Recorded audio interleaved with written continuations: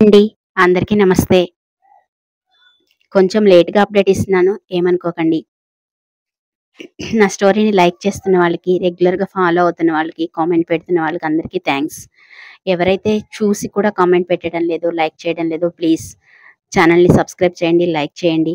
అలాగే కామెంట్ చేయడం అస్సలు మర్చిపోకండి. ఇక లేట్ చేయకుండా మనం మన స్టోరీలోకి వెళ్ళిపోదాము.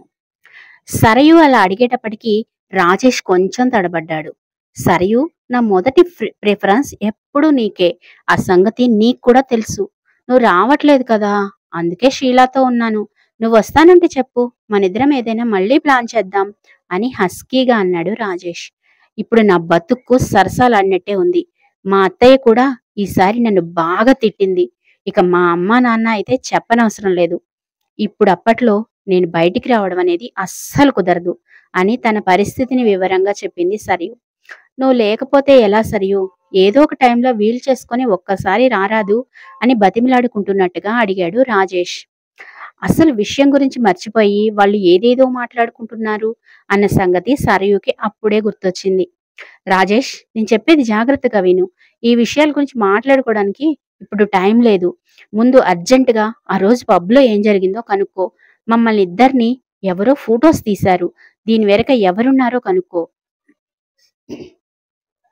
సీసీటీవీలు చూస్తే ఈజీగా తెలిసిపోతుంది.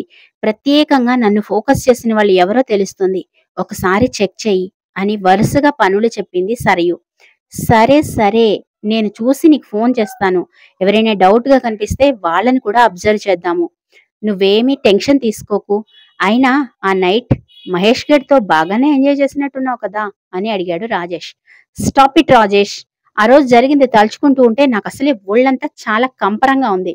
దాన్ని మళ్ళీ మళ్ళీ ఎందుకు గుర్తు చేస్తావు అని విసుగ్గా అంది సరియు.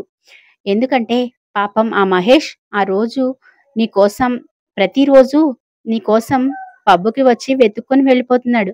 మొత్తానికి వాణ్ణి పిచ్చోడిని చేసినట్లున్నావు కదా అని వెటకారంగా అన్నాడు రాజేష్. ఎగతాళి చెయ్యకు రాజేష్. ఇప్పుడు నేను జోక్స్ కూడా తీసుకునే పరిస్థితుల్లో లేను. పరిస్థితి చాలా సీరియస్‌గా ఉంది.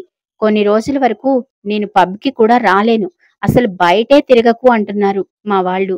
అందుకే చెప్తున్నాను. అసలు ఆ రాత్రి నన్ను అలా ఫోటోస్ తీసింది ఎవరో నువ్వు కనుక్కొని చెప్పు అని సీరియస్‌గా చెప్పింది సరియు. సరే సరేలే, నేను కనుక్కుంటాను. వీలైతే బయటెక్కడైనా కలవడానికి ట్రై చెయ్యి అని అన్నాడు రాజేష్. రాజేష్ అలా మాట్లాడుతున్నప్పుడే వెనక నుంచి షీలా గొంతు వినిపించింది. వాళ్ళిద్దరూ అలా ఎంజాయ్ చేస్తున్నారు అని అనుకోగానే సరయుకి కూడా ఒళ్ళంతా వేడెక్కింది. సరియు కూడా ఐ మిస్ యూ రాజేష్, నాకు కూడా రావాలనే ఉంది కానీ కుదరడం లేదు అంటూ ఫోన్లోనే ఏదేదో మాట్లాడుకోవడం మొదలుపెట్టారు. రాజేష్ మాటలకు మరింతగా రెచ్చిపోయింది సరియు. వాళ్ళు చాలా అసహ్యంగా మాట్లాడుకుంటున్నారు అన్న సంగతి వాళ్ళెప్పుడో మర్చిపోయారు.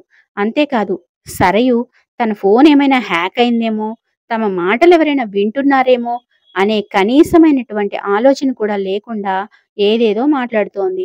వాళ్ళ మాటలన్నీ రికార్డ్ అవుతున్నాయి అన్న స్పృహలో లేని వాళ్ళిద్దరూ పిచ్చి పిచ్చిగా మాట్లాడుకున్నారు. కొద్దిసేపటి తర్వాత సరియు ఫోన్ పెట్టేసి తన బెడ్ మీద వాలిపోయింది. ఆ రోజు అనవసరంగా పబ్‌లో ట్రై చేశాను బావ. కానీ ఈరోజు ఇంట్లోనే ఎలాగైనా సరే బావని నా దారిలోకి తెచ్చుకోవాలి. ఎలాగో నేను బయటికి వెళ్ళే పరిస్థితి లేదు. బావని ఎలాగైనా ట్రాప్‌లో పడేయాలి. ఆ రోజు మైథిలి కోసం కలిపిన పౌడర్ ఈరోజు నా కోసం కలిపి ఇవ్వాలి. తప్పదు బావా, త్వరగా వచ్చేశాయి. ఈ రాత్రి ఇక మనదే అంటూ బెడ్ మీద ఉన్న పిల్లోని గట్టిగా హగ్ చేసుకొని అన్నది సరయు. సంతోష్ ఇంటికి వచ్చేటప్పటికి అంతా సైలెంట్‌గా ఉంది. ఎవరి గదుల్లో వాళ్ళున్నారు. సంతోష్ నేరుగా భువనేశ్వరీదేవి దగ్గరికి వెళ్ళాడు. భువనేశ్వరీదేవి గదిలోనే డైటీషియన్ సుమ కూడా పడుకొని ఉంది. సంతోష్ గదిలోకి రావడం చూసి ఆమె లేచి నిలబడింది. సంతోష్ తనకి నో ఫార్మాలిటీస్ అని చెప్పి భువనేశ్వరీదేవికి దగ్గరికి వెళ్ళాడు. సంతోష్ నెమ్మదిగా ఆమె దగ్గరికి వెళ్ళి తన పక్కనే కూర్చొని అమ్మా అని పిలిచాడు. భువనేశ్వరీదేవి అప్పుడే కళ్ళు తెరుస్తున్నట్లుగా కళ్ళు తెరిచి పక్కనే ఉన్న సంతోష్‌ని చూసి, నాన్నా, నువ్వెప్పుడొచ్చావు అని అడిగింది భువనేశ్వరీదేవి. అమ్మా, ఆఫీస్ పనిలో కొంచెం బిజీగా ఉన్నాను. అంతకు తప్పితే వేరే ఏమీ లేదు. అంతేకాని నువ్వు సరే భోజనం చేశావా లేదా? సుమా, అమ్మ భోజనం చేసిందా అని అడిగాడు సంతోష్. లేదు సార్, ఇప్పటిదాకా మేడం గారు వాళ్ళ తమ్ముడు వాళ్ళతో ఏదో ఫ్యామిలీ విషయం గురించి తీవ్రంగా డిస్కస్ చేసుకుంటూ ఉన్నారు. నన్ను బయటికి వెళ్ళమంటే వెళ్ళాను. ఫ్యామిలీ మ్యాటర్ కదా! మేడం ఇప్పుడే లోపలికి వచ్చి పడుకున్నారు. నేను డైట్ తీసుకొద్దామనుకునేలోగా మీరొచ్చేశారు. అయినా టైం 7 కదా సార్. 7:30కి అలా మేడంకి డైట్ ఇస్తాను. ఇందాకనే జ్యూస్ ఇచ్చాను అని తను చేసిన పనులన్నీ వరుసగా చెప్పింది సుమ. అమ్మో! ఈ సుమ నా కొంప ముంచేలా ఉంది. మేము అందరం కలిసి కూర్చొని మాట్లాడుకున్న విషయం ఇప్పుడు వీడికెందుకు చెప్పాలి తను? వీడు వెళ్ళిపోయిన తర్వాత దీనికి స్ట్రాంగ్‌గా వార్నింగ్ ఇవ్వాలి అని తనలో తనే అనుకుంది భువనేశ్వరీదేవి. సరే సరే సుమ, నువ్వు కాసేపు నీ రూమ్‌లోకి వెళ్ళు.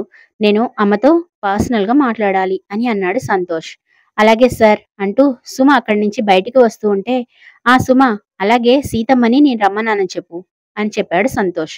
సుమ బయటికి వెళ్లి సీతమ్మతో సంతోష్ చెప్పిన మాట చెప్పింది. ఇప్పుడు సీతమ్మ ఎందుకు నాన్న ఇక్కడికి అని నీరసం ఉన్నట్టుగా నటిస్తూ అడిగింది భువనేశ్వరీదేవి. అమ్మా, నువ్వు చాలా నీరసంగా కనిపిస్తున్నావు.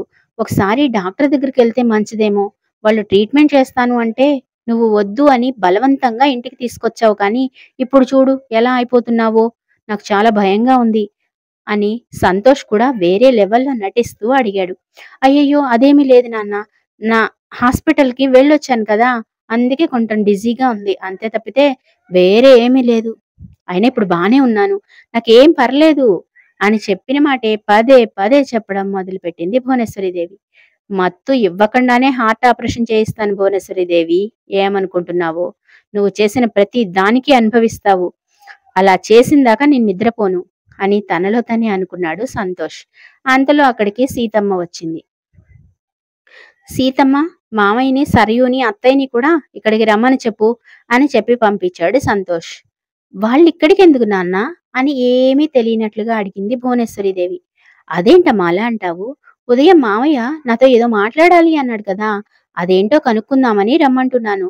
ఒకవేళ నీకు హెల్త్ బాగాలేకపోతే ఇప్పుడొద్దులే, రేపు మాట్లాడుకుందాం అని అన్నాడు సంతోష్. వద్దులే నాన్న, మళ్ళీ మామయ్యకి అక్కడ ఏం పనులున్నాయో ఏమిటో. రేపు వెళ్ళిపోతాను అంటున్నాడు. ఇప్పుడే రమ్మని చెప్పు. ఎలాగో చెప్పావు కదా! అదేంటో కనుక్కో అని నీరసంగా అన్నది భువనేశ్వరీదేవి. సంతోష్ రమ్మన్నాడు అని చెప్పగానే సరియు తన ప్లాన్ ఇంప్లిమెంట్ చేద్దాము అన్న ఉద్దేశంతోటి పాలలో తను తెచ్చిన పౌడర్ కలిపి స్టైల్‌గా నడుచుకుంటూ భువనేశ్వరీదేవి గదిలోకి వచ్చింది. పాల గ్లాస్ తీసుకొని వచ్చిన సరయుని చూసి సంతోష్ చాలా ఆశ్చర్యపోయాడు. సరయు, నువ్వు అమ్మ కోసం పాలు తీసుకొచ్చావా? రియల్లీ వెరీ గ్రేట్ అని అన్నాడు సంతోష్. సంతోష్ ఆ మాట అనేటప్పటికీ సరయు గుండెల్లో రాయి పడింది. నిజానికి ఆ పాలు తీసుకొచ్చింది సంతోష్ కోసం. కానీ సంతోష్ ఆ మాట అనేటప్పటికీ సరయుకి ఒక క్షణం ఏం చేయాలో అర్థం కాలేదు. కొద్దిసేపటి తర్వాత తనకు తాను సర్ది చెప్పుకొని, ఆ బావా, అత్తయ్య ఇందాకనే జ్యూస్ తాగిందట బావా. ఈ పాలు నేను నీకోసం తీసుకొచ్చాను. పొద్దటి నుంచి ఏమైనా తిన్నావో లేదో. ఈ పాలు కాసిన్ని తాగు, తర్వాత మాట్లాడుకోవచ్చు అని ఆ పాల గ్లాసు సంతోష్ చేతికిచ్చింది సరియు. నో నో సరయు, నేను ఫుల్‌గా తినేసి వచ్చాను. మా ఫ్రెండ్ బర్త్‌డే పార్టీ అంటే మార్నింగ్ రెస్టారెంట్‌కి తీసుకెళ్ళాడు. అక్కడ బాగా ఎక్కువగా తినేశాను. ఇప్పుడు నేను ఈ పాలు తాగలేను. అందుకే నా చేత్తో అమ్మకిస్తున్నాను. తీసుకో అమ్మా, ఈ పాలు తాగు అంటూ భువనేశ్వరీదేవి చేతిలో పాల గ్లాస్ పెట్టాడు సంతోష్. మరి తర్వాత సినిమా ఎలా ఉండబోతుందో ఏమైనా ఊహించగలరా? రేపటిదాకా ఆగాల్సిందే. Bye friends.